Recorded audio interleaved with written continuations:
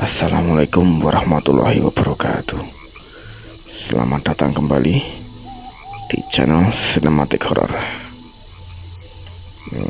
Kali ini saya akan membacakan sebuah cerita kiriman dari keponakan saya. Sebut saja Mas B. Mas B ini pernah melihat kejadian yang menggemparkan di desanya dan sempat juga menggemparkan di desa tetangganya ya. Jadi desa sebelahnya itu ikutan heboh.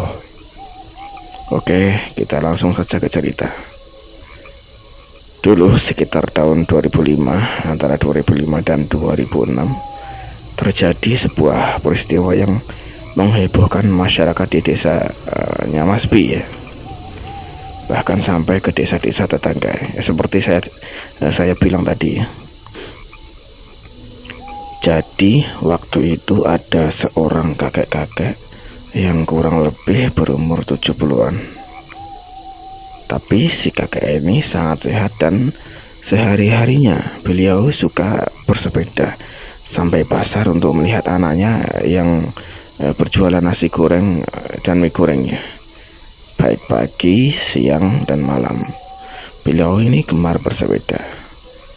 Dan Mas B ini masih ingat betul ya, beliau ini sering mengenakan baju lengan pendek, celana panjang dengan topi berwarna biru tua bertuliskan Tut Wuri Handayani.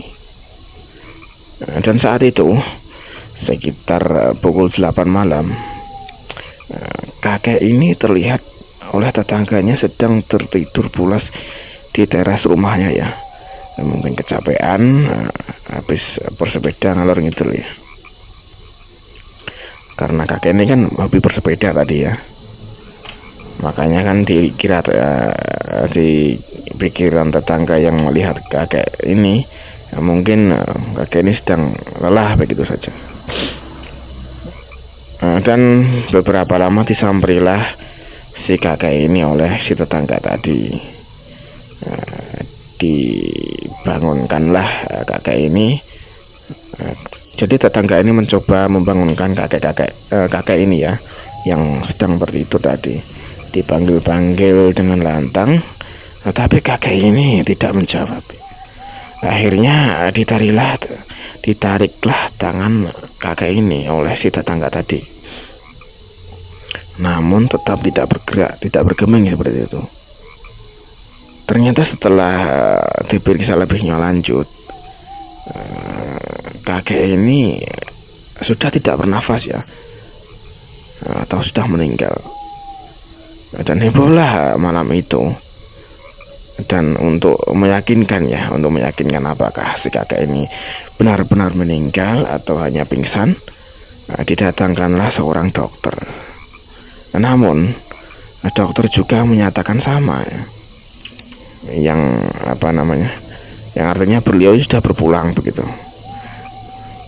Alhasil warga setempat bersama Modin atau petugas yang biasanya di tempat kami ini petugas yang mengkafani ya, seperti itu, yang mengurusi jenazah lah seperti itu ya. Pak Modin ini membaringkannya di meja ya, dan diikat tangannya seperti ada di daerah kami ya, seperti ada di daerah kami. Karena keluarga kakek ini berbeda agama dan dengan warga setempat, maka secara otomatis semuanya pun harus menunggu keluarga kakek ini yang bertempat tinggal di luar desa. Kejadian mulai agak bisa dibilang ini misteri ya, setelah pukul jam 10-an malam waktu itu, katanya Mas B ini ya. Jadi ada beberapa orang yang menunggu di rumah si kakek ini ya, almarhum kakek ini, atau kami biasanya menyebutnya itu jagong seperti itu. Bahasa kami ya, bahasa daerah kami ya. Beberapa warga yang sedang jagong di rumah kakek ini melihat tangan si kakek ini yang telah ditutupi kain ini bergerak-gerak ya. Otomatis semuanya kaget dan ada serentak bilang, ada apa ini, ada apa ini, seperti itu. Ekspresi orang kaget dia seperti apa ya? Ya takjub, seperti apa? Heran, seperti itu. Heran bercampur kaget. Seorang warga memberanikan diri ya. Jadi ini ada satu orang warga yang memberanikan diri membuka penutup jenazah si kakek ini ya. Dan ternyata kakek ini pun membuka mata kembali ya. Dan kemudian si kakek ini duduk, membuang kafas dari hidung dan mulutnya dengan tangan yang masih terikat ya.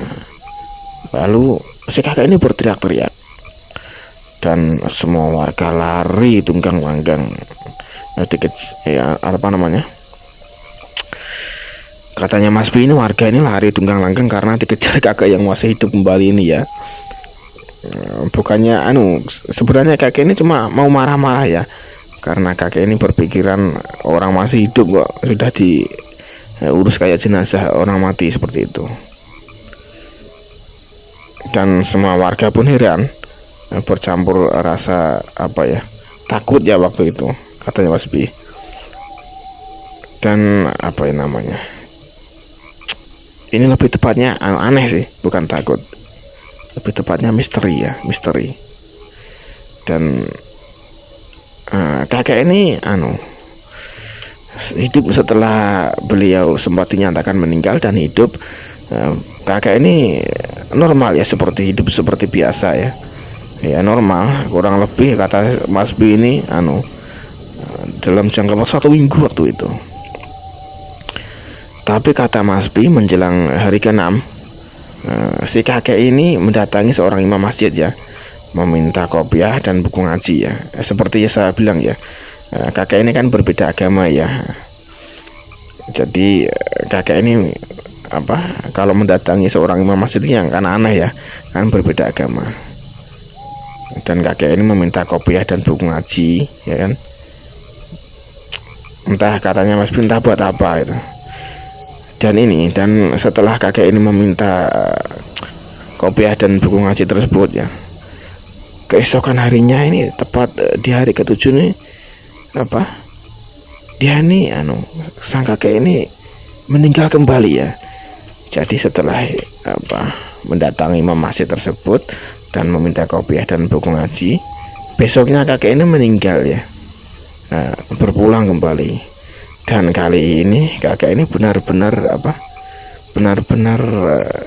meninggal ya, dan tidak hidup kembali ya. Dan kali ini kakek ini benar-benar meninggal sampai sekarang. Wallahu alam ya. Semua itu rahasia Allah ya, dan kematian itu pasti ya. Kematian itu pasti, hanya saja kita saat hidup ini kita harus sering-sering bersyukur ya. Sering-sering bersyukur. Dan beruntunglah si kakek ini ya, dikasih kesempatan kedua untuk menjalani kehidupan. Dan setelah dikasih kesempatan kedua oleh Allah, ternyata kakek ini mungkin tersadar seperti itu. Jadi dia barangkali tersadar. Mungkin karena itu dia mendatangi imam masjid ya, dan meminta kopiah dan buku ngaji tersebut. Pelajaran yang bisa kita ambil dari cerita ini adalah jangan sia-siakan hidup ini ya, untuk selalu mengingat Allah, dan jangan berbuat kejahatan ya, jangan berbuat yang tidak baik ya, karena kita akan mendapatkan balasannya kelak saat kita meninggal nanti. Dan sebelum saya akhiri video ini, jangan lupa di like, subscribe ya, nyalakan tombol notifikasinya agar membantu channel ini lebih berkembang. Oke, segitu saja. Semoga hari kalian menyenangkan. Assalamualaikum warahmatullahi wabarakatuh.